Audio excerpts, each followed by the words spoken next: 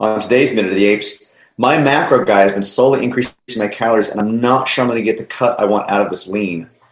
Like that ape is about to cut that officer last minute. Hey! Oh.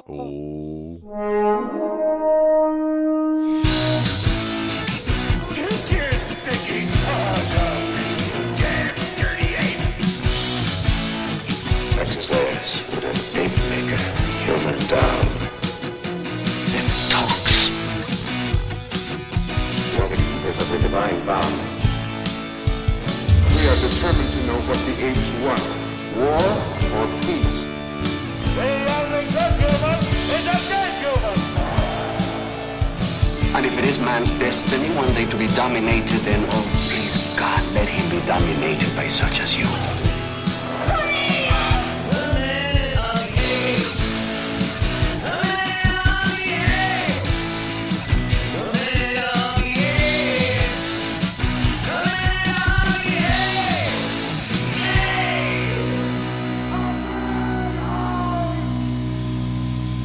Hello and welcome to Minute of the Apes, the daily podcast where we break down every minute of the Planet of the Apes movies, 1 minute at a time. And I've decided there's a new drinking game, and that is if you could watch Todd try to figure out where the teases are going. And of course, last time Sean didn't even say on Minute of the Apes, so that's where the drinking comes in. And is it okay to drink at 8:30 in the morning? Well, didn't we used to? Yes. Let's talk about pre-lockdown when we were in the same room. At least I was drinking. I think Sean was drinking too. It was 9 a.m. exactly. Yeah. I think Todd, you'd wait at least a Wednesday to start a drink, but at least Sean and I'd be like 1 or 2 in by now. I miss drinking with you guys. I really do. Those days of yore when we sat around and we're actually near each other. Yeah, we could actually reach out and stroke each other's faces. And get naked. Naked. The poor audience doesn't get to hear us kind of slowly decline over the course. We can get sillier and sillier by the end of the week. So I'm completely just exposing the behind the curtain stuff. So this week I was looking at the stats for the podcast, and I noticed that on one day we had like a massive spike, of downloads, and I was like, how is that even possible? And then I realized that a few people came in and decided to download the entirety of the podcast. Mm-hmm. So there have been 379 episodes or something like that we've done. Uh-huh. And a number of people decided to download them at once, and I really did think about it. I was like, oh my God, how many of those are going to be drunk fests where somebody's like slurring a word and Happy Friday, everybody. That would be everyone before quarantine. Yes, pretty much. It's especially those when Richard made martinis. That's what I'm really. Last night as I'm looking at this movie, finalizing, I'm like, are we going to share martinis virtually? Virtually, yeah. Well, I can make one right now. I got the gin for it, but I'll wait till we get to the end of the movie. Yeah, I want you to stay sober until then. Okay, can you do that for me, please? No promises. All right, Sean, tell us what's going on in minute 73. All right, we start minute 73 with a continuing theme of fire and ends with the apes getting the upper hand and getting some riot gear. Here comes another very riot-focused moment of Conquest of the Planet of the Apes. Fire!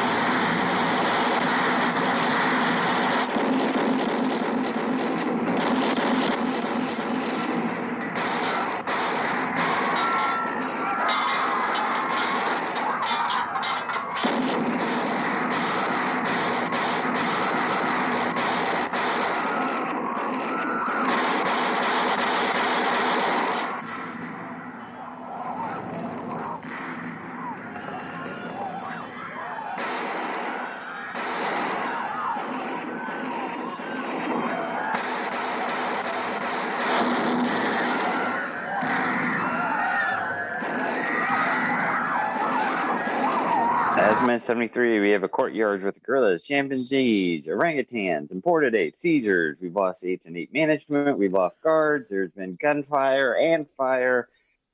Knives are out. Madness.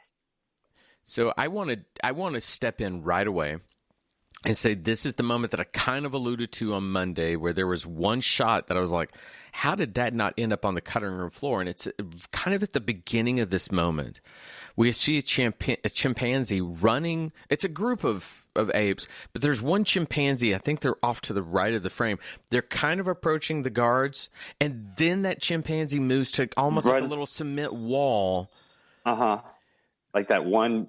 That one chimpanzee starts it all off. So that's the most non-feasible moment of an attack of apes upon humans, because I'm sorry, if I got a shotgun, I'm blowing that chimp away. But all the guards are standing there. Now, you cut that out. Yeah, that's my note too. I had the guards weren't even trying. The apes just run up to them and start fighting. And if you take that moment and toss it on the cutting room floor, leave that shot alone, it is not a good shot. Then go to I believe the next shot we see of apes is them coming over that wall from a different angle. That one works. And it says they're coming from now Richard's thing of they're going up that wall, that embankment, and they come around.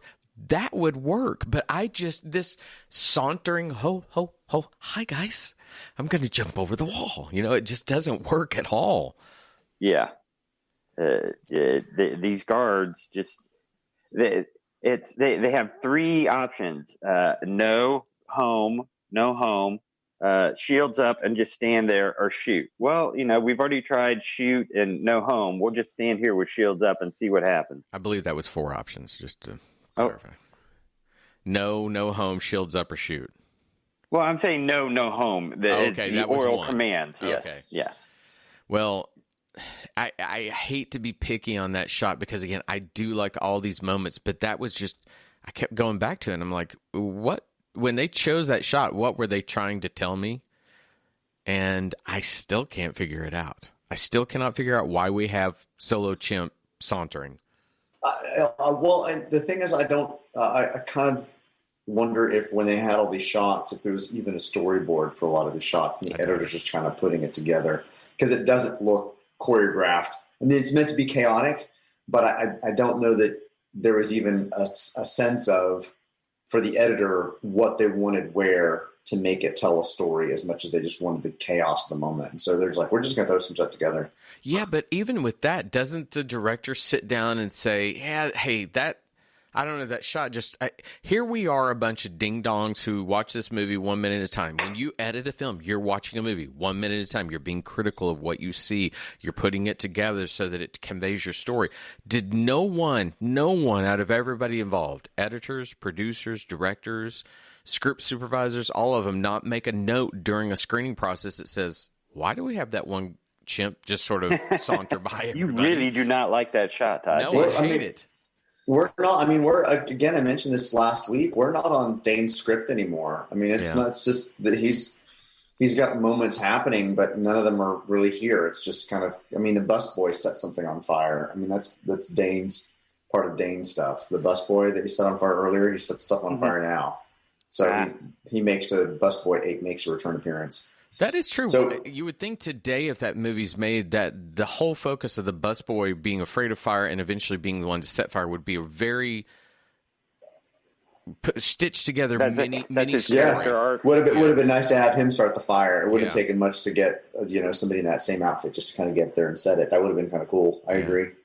So we do jump into the command center at some point, and we get that magical camera that we don't see outside. Yeah. The unmotivated camera that somebody is just shooting flames for some reason. Yeah, so it's another shot of the monitor. Again, it's actually, maybe it is the same shot, actually, 'cause it's offset to the left again with the control panel on the right. And I'm like, why do we need the control panel in there? Just show the monitor. I don't know why it's offset. Maybe it's even just... Yeah, it's from that previous shot, yeah. Maybe it's just a still. They just got a still of this one. They took a photo and they just inserted the video on top of it, man. I don't know what technology was at this particular time, but security cameras were first used in 1942. I just looked that up. The earliest documented use of CCT technology was in Germany in 42. The system was designed by an engineer set up for monitoring of the rockets. So 30 years later, they definitely knew and probably even had more refined security things. Why? Yeah. Why didn't we have shots of security cameras at some point? You don't have to show them here. Once you establish you have it, you don't have to show it again. But we should have seen something. We should have seen where these feeds were coming from, because when they do watch it, you're kind of like, oh, they got the first rough cut of the film and they're watching it. Kind of. I mean, they're looking at a monitor with flame and that's it. Yeah. and a few people behind him. How can they even tell what the fuck is going on? I mean, again, it's from this magic camera that's at somebody's point of view on the ground. It doesn't really make a lot of sense. And I now that I'm paying attention, I think it is just a still image of that monitor that they had, which is why it's offset, and they're just putting the video on top of that. Well, I think still image. Just as big is the governor once again proves, and I think you can. I think that you do this from time to time, but it doesn't make sense. He's the most ineffectual leader that's ever been in existence, because all he is doing is giving commentary to the footage instead of reacting by saying, throw in more reinforcements, reinforce the door. Because as this thing's going nuts, we got the ape in the background losing their cool. He's screaming over here. If you look over by the door to the command center, our security guard is the worst security guard, because all he's doing is standing there. And he's got his hands on his belt. Like, Got his hands on his belt buckle. Yeah. It's my first day, and I really want to be on the job right now.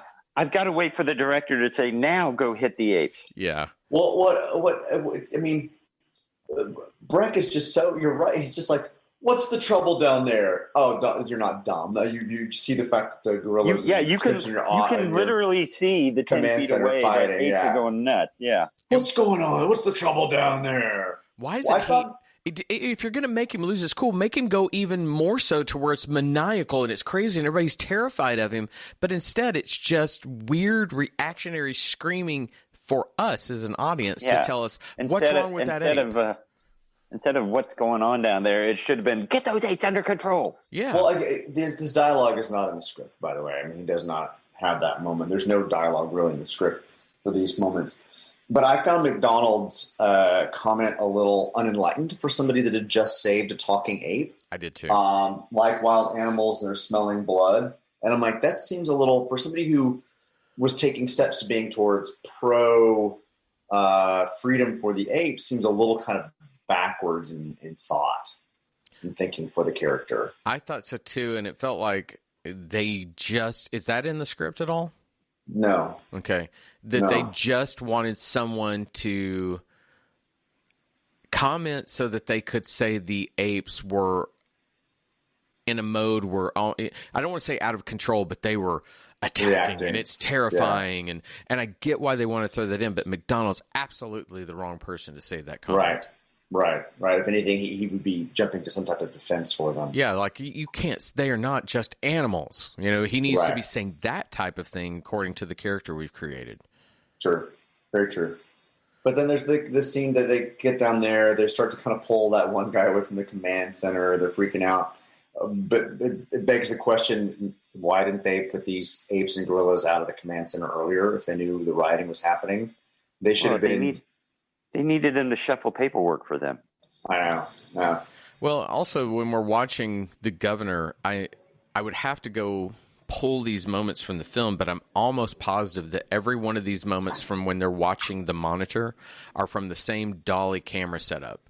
Because the camera, it's always looking up at them, and it can move over to the right or left, so it's on a dolly, and it's a dolly crane. It has a mini crane on it. Yeah, it pulls back. An extended scissor arm is really what it is, and it's that same setup, so it's almost like they crank through. And if you're doing this in a month and a half, this is what you have to do. Hey, guys, we've got 5 pages that are all in the same situation, all the same people here, keep the same camera set up, and we'll just cut between.